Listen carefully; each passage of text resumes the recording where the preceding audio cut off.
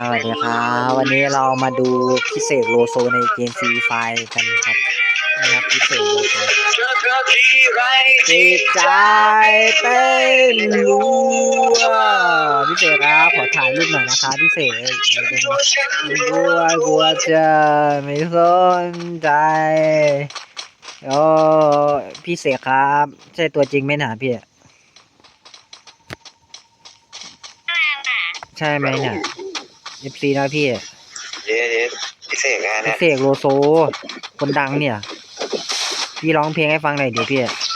ผมขอลายเซ็นด้วยนะต้นตีคิปเปอร์หรือเปล่าโอ้แม่งเจอคนดังเว้ยโชคดีชิบหายเลยวันนี้ไปผ่านดีกว่ามาดูฝั่งนี้กันครับทุกคน